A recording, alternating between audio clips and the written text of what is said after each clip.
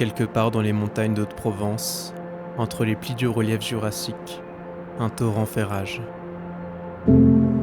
Sur près de 170 km, il prend d'assaut la roche et la terre, arrachant au paysage son manteau calcaire, creusant sur son passage des gorges profondes, aussi spectaculaires qu'inhospitalières.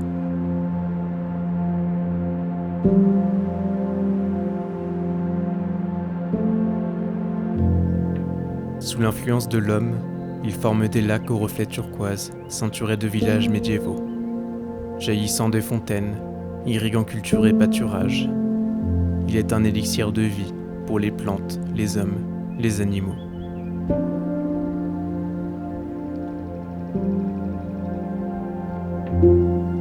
Le Verdon, à la couleur si unique, s'écoule depuis des millénaires en direction de la mer Méditerranée. Pendant 7 jours, je pars remonter son cours de Manosque à Castellane. Je traverserai le plateau de Valençol, peuplé d'oliviers et de champs de lavande. Visiterai les villages provençaux à l'histoire séculaire. Grimperai les falaises calcaires qui dominent la région, avant d'atteindre, après 100 km de marche, le célèbre Grand Canyon du Verdon.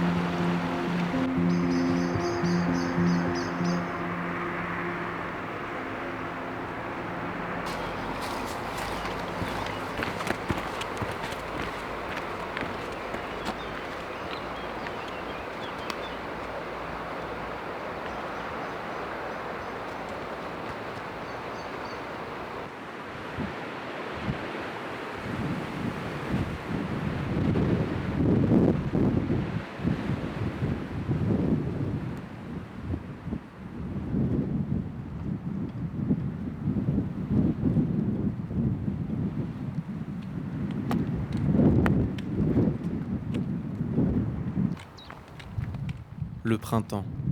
Quelle joie de retrouver cette saison, synonyme de renaissance. Les arbres retrouvent leur feuillage, les plantes leurs pétales, les animaux leur pâturage, et moi, je retrouve la marche. Un jour sur les sentiers, et mes sens sont déjà décuplés. Chaque pas, chaque inspiration contracte mes muscles, gonfle mes poumons, dilate mes pupilles. Me revoilà parmi les éléments.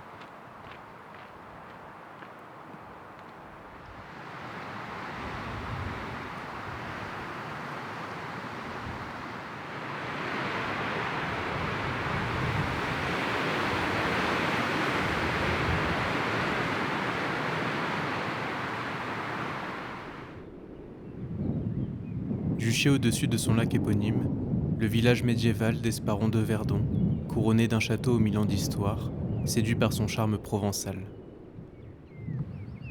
Ses maisons aux tuiles roses et aux volets colorés, ses ruelles pavées décorées de cyprès, ses murs anciens dorés par un soleil de plomb, me plongent dans ce territoire nouveau, la Provence. Ici, l'une des plus anciennes familles françaises, la maison Castellane, possède et entretient le château qui domine le bourg depuis le XIIIe siècle. Ces armoiries, qui flottent au sommet du donjon, témoignent encore du passé seigneurial de cette région historique.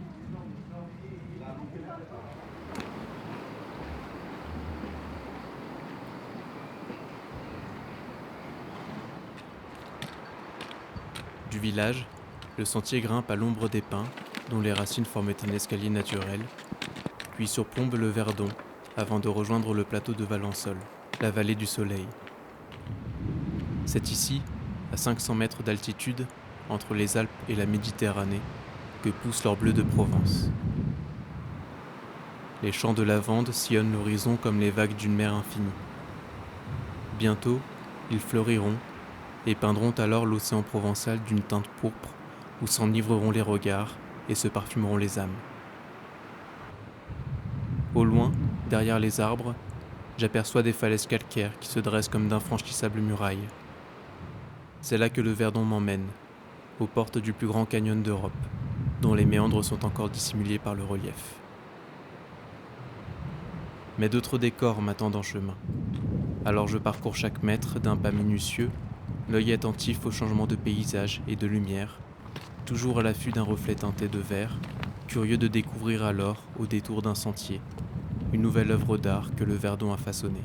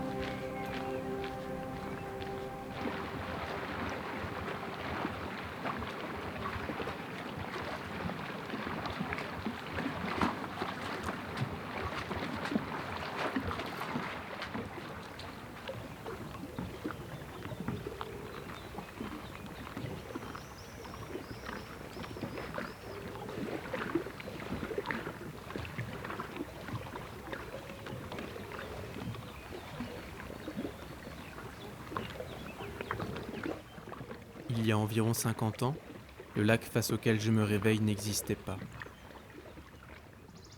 Le Verdon s'écoulait en réalité 90 mètres plus bas, tel un ruban bleu-vert, au fond d'une vallée champêtre.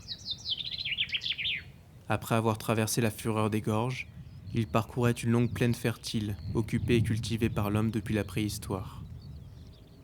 Plusieurs villages s'y développèrent au Moyen-Âge, notamment Moustier-Sainte-Marie, connu mondialement pour ses faïences, mais aussi Sainte-Croix, Baudouin et Les Salles, qui vivaient d'agriculture et d'élevage. Le Verdon était jusqu'alors une rivière relativement sauvage, exploitée à petite échelle par les habitants de la vallée pour leur culture et leur bétail. En 1970, la construction d'un barrage hydraulique pour les besoins en eau et en électricité de la Provence sonne le glas de la vallée. Les habitants, qui se mobilisent avec ardeur pour défendre leur contrée, sont expropriés de leurs foyers et de leurs terres. En 1973, la mise en eau du barrage engloutit progressivement la vallée, noyant les terres agricoles et pastorales, le hameau de Fontaine-l'Évêque et le village des Salles, marquant à jamais l'âme de ses habitants et transformant le paysage tel que nous le voyons aujourd'hui. À quoi pouvait bien ressembler la vie dans cette vallée engloutie ? Le lien charnel qui unit l'homme à la terre, peut-il à nouveau germer après avoir été violemment arraché ? Mon cœur chavire et mes pensées vacillent. Quelle devait être belle, cette vallée verdoyante que les hommes ont habitée si longtemps. Et comme je le trouve beau, ce lac à la couleur jade qui, ce matin, scintille sous le soleil levant.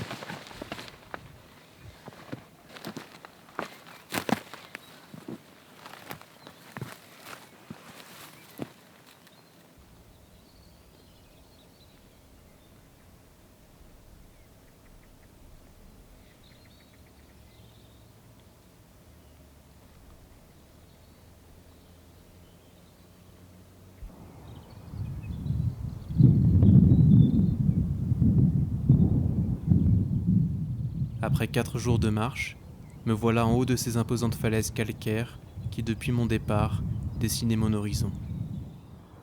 Et me voilà à l'endroit même où la rivière se jette dans le lac de Sainte-Croix, aux portes des gorges du Verdon.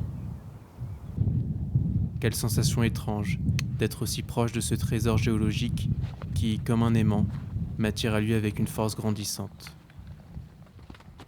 C'est la poitrine haletante et le cœur palpitant que je pars à sa recherche dans ce nouveau monde, à la croisée du végétal et du minéral.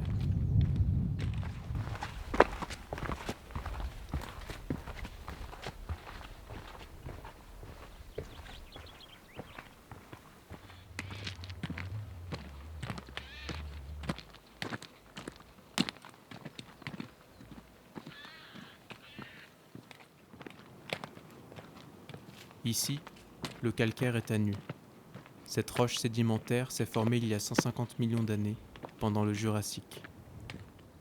À cette époque, une mer chaude et peu profonde recouvrait la Provence. Les organismes marins qui la peuplaient se sont alors déposés et accumulés au fond de l'eau, formant une couche squelettique de plusieurs centaines de mètres d'épaisseur. Quand les plaques tectoniques, africaines et eurasiennes, sont entrées en collision il y a 100 millions d'années, cette couche calcaire a émergé et s'est déformée, créant le relief actuel par lequel s'écoule le Verdon.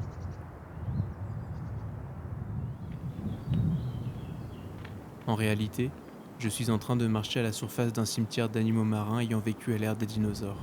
C'est saisissant.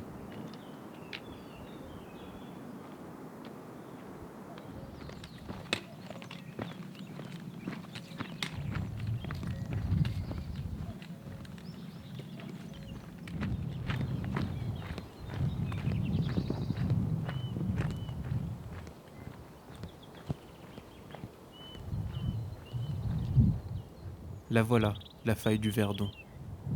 De loin, elle ressemble à une vaste cicatrice entaillée dans la croûte terrestre. Comment imaginer qu'une telle sculpture puisse être l'œuvre de l'eau ? Ce n'est qu'en me rapprochant que je finis par l'entendre, le grondement de l'eau qui taille la roche depuis des millénaires. Et tout au fond des falaises vertigineuses, je l'aperçois enfin, qui s'écoule. Ça y est, je suis fin prêt. Demain, par le sentier Blanc-Martel, j'irai à la rencontre de celui qui m'a attiré ici jusqu'à lui, le Grand Canyon du Verdon.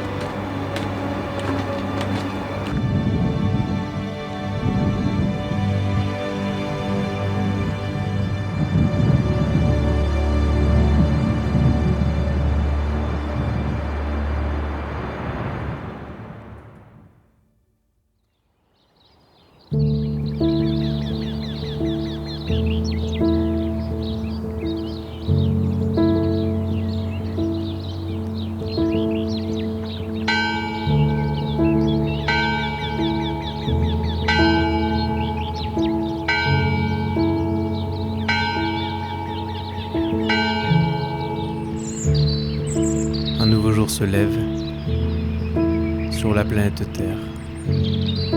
Est-ce un rêve éveillé ou un monde imaginé? Titubant d'ivresse, je m'emplis d'allégresse. Chaque seconde qui s'écoule, c'est un monde qui se découvre. Le temps qui se dilate, l'espace qui se contracte. Plus rien d'autre ne compte que la vie de ce conte. Tant que je me déplace, je me sens à ma place, au sein des éléments, et mon émerveillement. Mais cet état de conscience exige une forme d'errance. Est-ce ma bénédiction ou bien ma malédiction? À défaut de savoir, je préfère encore voir la beauté de ce monde, poésie si profonde.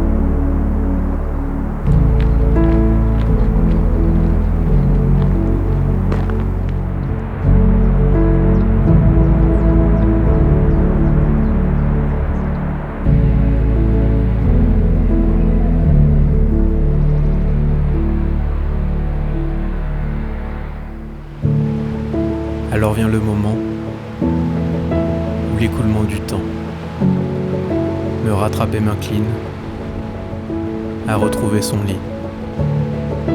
Or il existe sur Terre d'autres formes de courants qui sifflent dans les airs et participent du temps.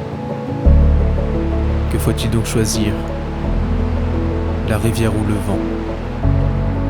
L'un promet l'équilibre, l'autre le libre mouvement. Qui de l'eau ou de l'air sera mon élément, qui formera sur terre l'instrument de mon temps.